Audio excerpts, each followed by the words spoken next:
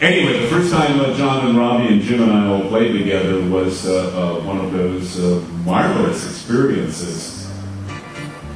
The first song Jim sang to me on the beach was Moonlight Drive, and I got the lyrics. I thought the lyrics were just amazing. Let's swim to the moon, let's climb through the tide, penetrate the evening that the city sleeps too high. Oh yeah! And I was doing like this. He was singing to me. I was doing like Ray Charles and Jimmy Smith kind of organ,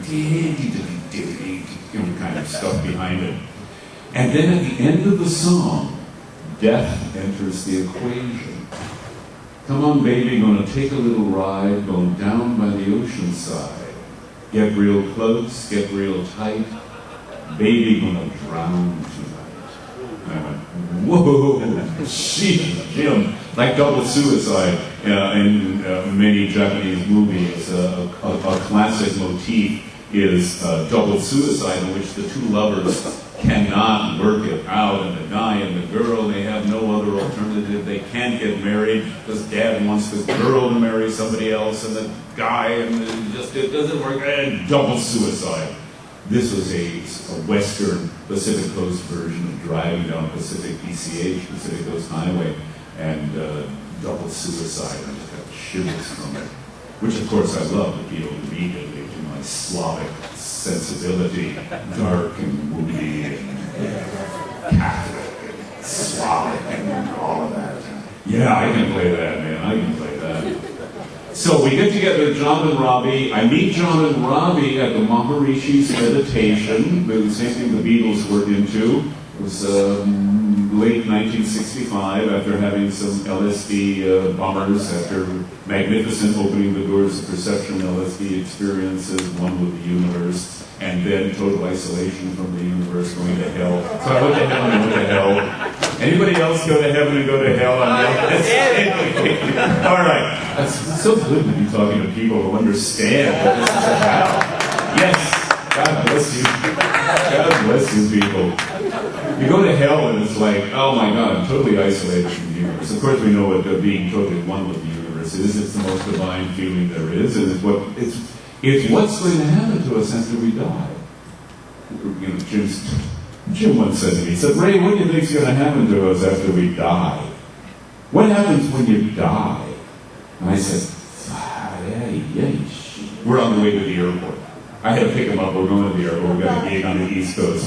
He said, come on, man, we're going to go. It's not time for a philosophical discussion about spiritual discussion. I said, I don't think there is any death. There is no death. You just go on into eternity. He said, oh, yeah, maybe, man, I don't know. But what do you think happens to you when you die? So anyway, I think what we do is we have that divine experience of oneness in which we are all one with all things and all the energy. In other words, we are God, God is us. All of our activities is God saying, yeah, that's what I intended in the first place. Yeah, so that we're all, just living these fleshy forms that can experience such absolute joy and sensuality and eating and what could be better? Holy hell, just absolutely great. When you think about a woman giving birth, I mean, how the hell does that happen?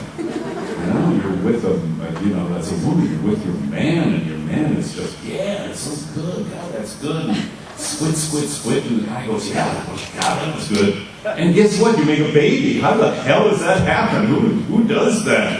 That's God. That's you. That's all of us. That's everything. So anyway, John and Robbie and I get together in Venice Beach, and we met at the Maharishi's meditation. Same thing the Beatles were into. I'm going to learn how to meditate so I can do an LSD high without having anything to do with actually taking LSD, because I couldn't go to hell. Totally isolated, the devil, the ninth circle of hell, frozen, locked out of the flow of all the energy. God, what an awful experience that was. Because I asked the acid, I said, give me that great oneness experience again in LSD and its divine wisdom. Said, you're telling me what to do, Ray? I want to show you what this is all about, boy. You ain't been to hell. You've been to heaven. You ain't been to hell. Go to hell. So I did. I went to hell and totally lost my mind. And little by little through the embrace of my wife and existentialism, Friedrich Nietzsche, put it all back together again. John and Robbie and I get together, and Jim get together for a rehearsal, and the very first song we play is Moonlight Drive. It was the first song Jim sang to me on the beach. So I showed Robbie the chord changes. Pretty simple blues song. Let's swim to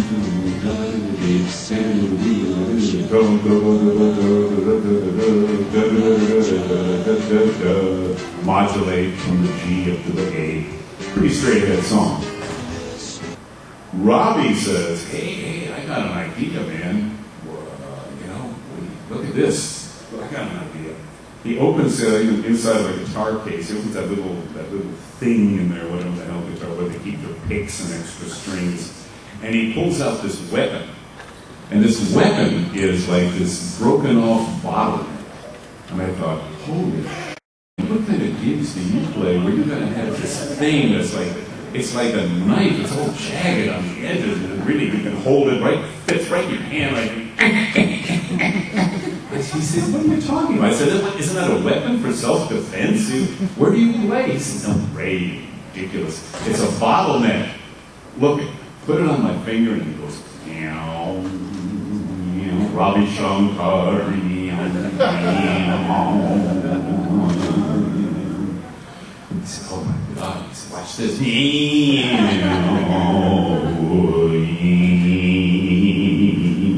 Morrison starts to go, he starts elevating. Hold it down, Jim. I said, 6 inches off the ground before I grabbed him by the shoulder. Jim said, this is great, I love this. I said, yeah, I do too. He said, I want that on every single song. I said, you want it on every song? He said, well, all right, maybe not every song, but a lot of them. I said, okay, all right, fair enough, man, fair enough. So I showed Robbie the chord changes, showed John the beat. Robbie's got his bottleneck on, and we start to play Smoke a Joint. The Holy Sacrament is passed around. Jim, of course, Morrison, the stoner, had a joint. Hey, let's smoke a joint before. Oh, all right, yeah, you get it. You get it. Okay. All right. The chord changes. The bottleneck, Jim knows the lyrics, got everything together, John knows the beat, we both smoked a joint, now it's time to play. 1, 2, 1, 2, 3, 4, time. Ding, ding, ding, ding, ding, ding, ding. I'm playing John's in, Robbie was in, ding, ding, ding, and the song's just going along about that tempo. Morrison started to sing. That Chet Baker voice, that haunted voice of his. Let's swing to the moon. Let's climb through the tide. I'm doing this. And the song is just like moving along through time and space. All of a sudden, everything becomes infinite or totally locked into this moment. I don't know whether I was totally in this moment or totally into infinity, and the song just continues, and Robbie plays a solo after 2 verses, and it's amazing how they modulate. We're going from the G up to the A, and we're doing a hard rock, and then the end of the song comes along, and it's sort of a fade out, and Jim says, baby, gonna drown tonight, gonna down, down, down, gonna drown tonight, down. And the song just kind of fades out. And it was like we all looked at each other. Holy shit, we've just done. Oh my, are we allowed to do that on this planet? And that was it, Moonlight Drive. And at that point, it was like everybody knew, we all sort of nodded our heads and said, hotheads. Yeah. That was it. That was the birth of the Doors, right there. That is such an amazing story.